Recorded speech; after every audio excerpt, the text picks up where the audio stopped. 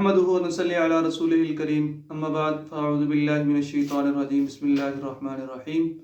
میرا نام مفتی محمد عبیس ہے اور آپ دیکھ رہے ہیں ہمارا چینل اسلام آن لائن، جس میں ہم روزمرہ پیش آنے والے مسائل کے اوپر بات کرتے ہیں اور اس کا حل بھی شرعی طور پر یہاں پر بتایا جاتا ہے۔ ناظرین، جیسا کہ آپ سب کو معلوم ہے کہ ربیع الاول کا مہینہ شروع ہو چکا ہے اور اس کے اندر جو ہے وہ حضور صلی اللہ علیہ وسلم کی ولادت با سعادت جو ہوئی ہے، تو آج ہم اس کے متعلق جو ہے وہ بات کریں گے کہ ماہ ربیع الاول کا مہینہ، پہلے ایک جو ہم نے ویڈیو بنائی ہے اس میں تو یہ تھا کہ ماہ ربیع الاول کے مہینے کی حقیقت کیا ہے، تو آج کی ویڈیو کے اندر ہم نے یہ بیان کرنا ہے کہ حضور صلی اللہ علیہ وسلم کی ولادت کا سال کون سا تھا، ٹھیک ہے، اور حضور صلی اللہ علیہ وسلم کی ولادت کا مہینہ کون سا تھا، اور پھر آپ صلی اللہ علیہ وسلم کی ولادت کا جو ہے وہ دن کون سا تھا، اور پھر حضور صلی اللہ علیہ وسلم کی ولادت کی تاریخ کیا تھی، اور پھر اس میں جو ہے ایک بیان کیے جانے والے اختلافات ہیں وہ بیان کریں گے، اور اس کے بعد جو ہے وہ اس میں اختلاف کیوں ہے وہ بیان کریں گے، اور جو ہے اس کے متعلق پھر ایک اہم نقطہ ہے وہ بیان کر کے پھر آپ سے ہم اجازت چاہیں گے۔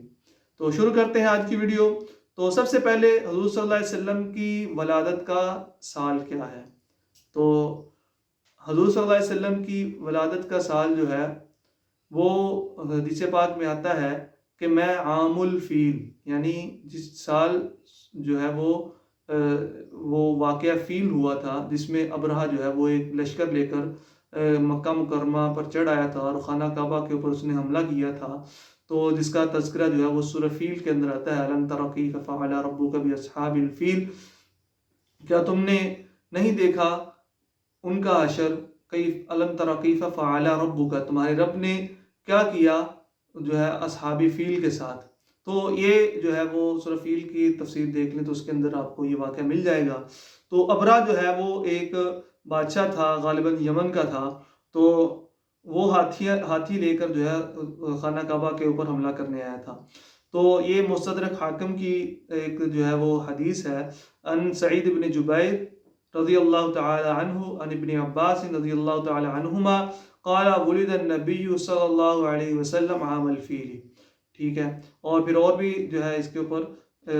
احادیث موجود ہیں،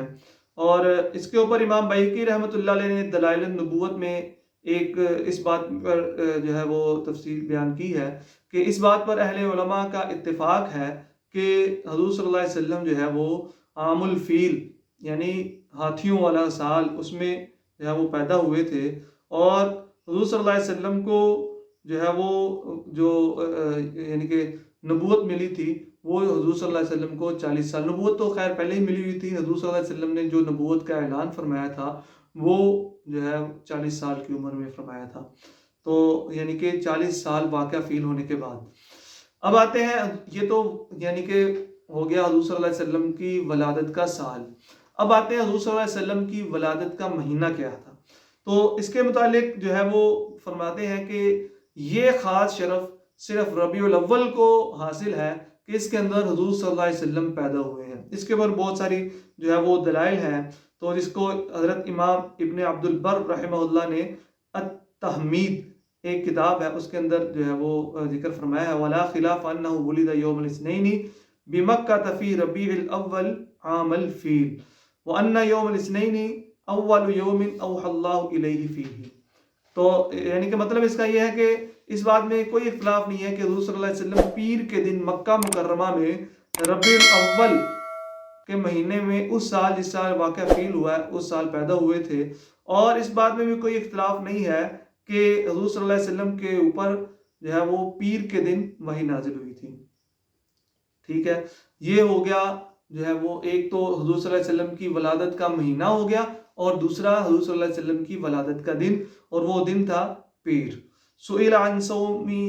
یوم الاثنین قال صلی اللہ علیہ وسلم ذاک یوم ولدت فیہ و یوم بعثت فیہ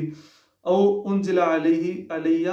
فیہ، یعنی میرے اوپر قرآن پاک نازل ہونا شروع ہوا، یعنی پیر کا دن ایسا ہے جس کے دن جو ہے وہ حضور صلی اللہ علیہ وسلم سے پوچھا گیا کہ آپ پیر کے دن روزہ کیوں رکھتے ہیں، حضور صلی اللہ علیہ وسلم نے فرمایا کہ اس دن میں پیدا ہوا ہوں، اسی دن میں اٹھایا جاؤں گا، اور جو ہے اسی دن میرے اوپر جو ہے وہ وحی نازل کی گئی ہے۔ تو یہ صحیح مسلم کے اندر حضرت ابو قتادہ رضی اللہ تعالیٰ عنہ سے روایت ہے کہ حضور صلی اللہ علیہ وسلم سے پیر کے دن روزہ رکھنے کے بارے میں سوال کیا گیا تو اس وقت یہ حضور صلی اللہ علیہ وسلم نے جو ہے وہ حدیث ارشاد فرمائی تھی۔ تو اب یہاں پر ہم کو جو ہے وہ 3 چیزیں پتہ چل گئی ہیں، حضور صلی اللہ علیہ وسلم کی ولادت کا سال، حضور صلی اللہ علیہ وسلم کی ولادت بسعادت کا مہینہ، اور حضور صلی اللہ علیہ وسلم کی ولادت بسعادت کا دن۔ اب ایک چیز رہ گئی ہے، حضور صلی اللہ علیہ وسلم کی ولادت کی تاریخ کیا تھی، ٹھیک ہے؟ تو اس کے متعلق جو ہے آگے چل کے ہم بات کرتے ہیں۔ حضرت حضور صلی اللہ علیہ وسلم کی ولادت، تاریخ ولادت جو ہے وہ اس کے اندر ہم کو 2، 8، 10، 12، 13، 14 یہ تاریخیں ملتی ہیں۔ تو جو ہے حضرت امام نووی رحمہ اللہ نے تہذیب الاسماء واللغات یہ کتاب ہے، اس کے اندر جو ہے وہ 4 مشہور جو ہے وہ تاریخیں دی ہیں، جس میں 2، 8، 10 اور 12، اور لکھا ہے واتفقوا علی انہ ولد یوم الاثنین من شہر ربیع الاول، یعنی اس بات پر علماء کرام کا اتفاق ہے کہ حضور صلی اللہ علیہ وسلم ربیع الاول کے پیر کے دن نازل ہوئے۔ واختلفوا هل هو في اليوم الثاني ام الثامن ام العاشر ام الثاني عشر فهذه 4 اقوال مشہور کہ فهذه 4 اقوال مشہور کہ اس بات میں اختلاف ہے کہ آپ صلی اللہ علیہ وسلم پیر والے دن پیدا ہوئے 2 تاریخ کو یا 8 تاریخ کو یا 10 تاریخ کو یا 12 تاریخ کو، یہ جو ہے وہ حضرت امام نووی رحمہ اللہ لکھتے ہیں۔ تو اور بھی بہت سارے امت کے اکابر علماء کرام ہیں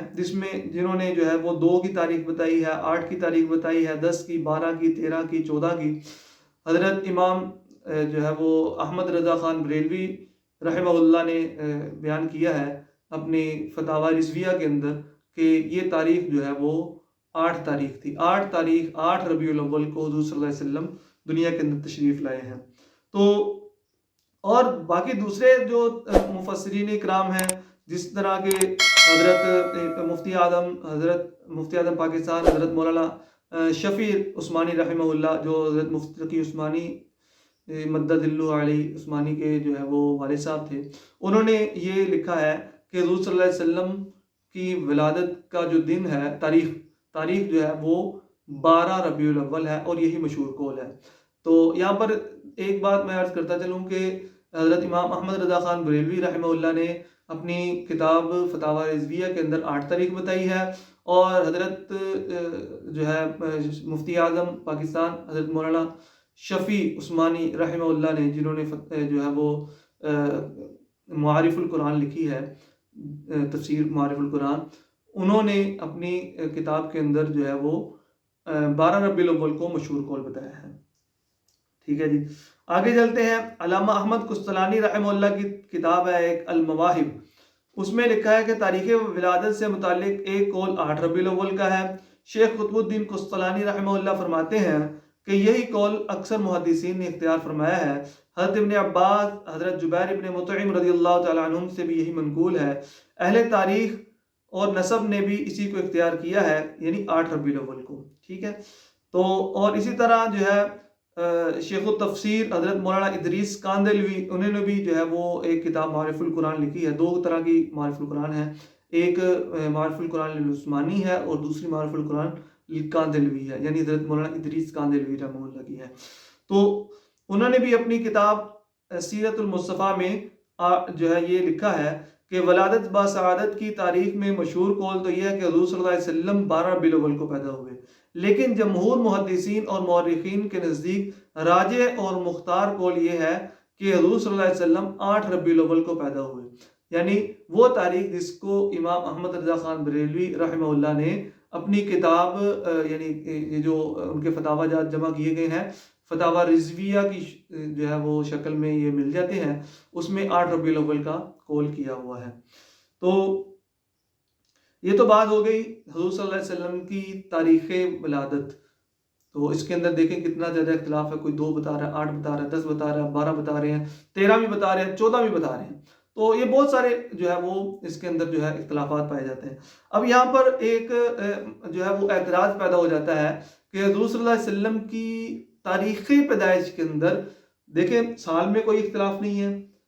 دن میں کوئی اختلاف نہیں ہے، مہینے میں کوئی اختلاف نہیں ہے، اختلاف ہے کس میں؟ حضور صلی اللہ علیہ وسلم کی تاریخ پیدائش میں۔ تاریخ پیدائش کیا ہے؟ ٹھیک ہے، اس میں اختلاف ہے۔ تو یہاں شبہ یہ پیدا ہوتا ہے کہ جب حضور صلی اللہ علیہ وسلم خاتم الانبیاء کی ذات و برکات اس قدر عظیم الشان ہستی ہے کہ اللہ تعالیٰ کے بعد آپ ہی کا مرتبہ ہے، جس کو حضرت علامہ ڈاکٹر محمد اقبال رحمہ اللہ نے بتایا ہے کہ بعد از خدا بزرگ تو ہی قصہ مختصر، کہ اللہ تعالیٰ کے بعد اگر مرتبہ ہے تو حضور صلی اللہ علیہ وسلم کا ہے۔ اس طرح اور باقی صحابہ کرام جو کہ حضور صلی اللہ علیہ وسلم کے جانثار تھے، حضور صلی اللہ علیہ وسلم کی ہر ایک ادا انہوں نے محفوظ فرمائی ہے، تو پھر تاریخ ولادت کی درست تعیین کیوں نہ ہو سکی؟ تو اس شبہ کے بہت سارے جوابات دیے گئے ہیں، جن میں سے ایک درست جواب یہ بھی ہے کہ اس اختلاف کی وجہ یہ ہے کہ حضور صلی اللہ علیہ وسلم کی ولادت مبارکہ کی تاریخ سے متعلق امت کا کوئی شرعی حکم وابستہ نہیں تھا، اس لیے اللہ کی جانب سے اس کی حفاظت کا اہتمام نہیں کیا گیا۔ یہ بات غور کر کے سن لیں کہ حضور صلی اللہ علیہ وسلم کی تاریخ ولادت کے ساتھ شریعت کا کوئی بھی حکم منسلک نہیں ہے، متعلق نہیں ہے، تو اس لیے اللہ کی طرف سے اس کو مجہول رکھا گیا ہے۔ ٹھیک ہے، اور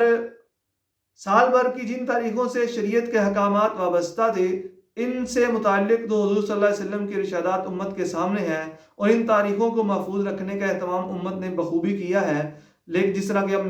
مثال کے طور پر یکم شوال کا جو ہے وہ ہے یکم شوال، جس کو عید الفطر کہا جاتا ہے، اسی طرح عید الاضحیٰ، اس کے متعلق 9 جو ہے وہ ذی الحج، 10 ذی الحج، 11 ذی الحج، 12 ذی الحج، 13 ذی الحج، یہ یعنی کہ تاریخ مخصوص ہے۔ اسی طرح عاشورہ 9 اور 10 محرم جو ہے اس کی بھی تاریخیں یعنی کہ محفوظ ہیں، تو کیونکہ اس کے متعلق ان تاریخوں کے ساتھ جو ہے شریعت کا کوئی نہ کوئی حکم جو ہے وہ موجود ہے، منسلک تھا، اس لیے ان کی جو ہے وہ تاریخیں محفوظ رکھی گئی ہیں۔ تو چونکہ حضور صلی اللہ علیہ وسلم کی جو ہے وہ ولادت کے ساتھ یعنی کہ ولادت کے ساتھ تاریخ کے ساتھ شریعت کا کوئی حکم جو ہے وہ منسلک نہیں ہے، اس لیے شریعت کے اندر یا حدیث کی کتابوں میں یا فقہ کی کتابوں میں یا کوئی اور ایسی کتابوں میں کوئی یعنی کہ کوئی ایک تاریخ کو مخصوص نہیں کیا گیا، اس لیے بہت سارے اختلافات یہاں پر موجود ہیں۔ تو اب یہ جتنی بھی ہم نے بات کی ہے، اس کے متعلق جو ہے وہ حضور صلی اللہ علیہ وسلم کی تاریخ ولادت کی تعیین میں متعدد اقوال ہیں۔ یہ اختلاف خود اس طرف اشارہ ہے کہ حضور صلی اللہ علیہ وسلم کی تاریخ ولادت سے متعلق نہ تو حضور صلی اللہ علیہ وسلم نے کوئی حکم یا فضیلت بیان کی ہے کہ جی میں فلاں تاریخ کو پیدا ہوا ہوں تو اس کے متعلق یہ حکم ہے، یہ فضیلت ہے، اور نہ ہی صحابہ کرام اور نہ ہی جو ہے تابعین، تبع تابعین اور ہمارے بزرگ، اور نہ ہی ہماری جو فقہ ہے، فقہ حنفی، اس کے اندر جو ہے وہ اس کا کوئی حکم ملتا ہے۔ تو یہ تھی آج کی ویڈیو۔ امید ہے کہ آپ کو آج کی ویڈیو پسند آئی ہوگی۔ تو اگر ویڈیو پسند آئی ہے تو اس کو جو ہے وہ لائک کریں اور دوسروں کے ساتھ شیئر کریں، اور ہمارے چینل کو بھی ابھی تک اگر سبسکرائب نہیں کیا تو سبسکرائب کر لیں۔ ملتے ہیں اگلی ویڈیو میں۔ السلام علیکم ورحمۃ اللہ وبرکاتہ۔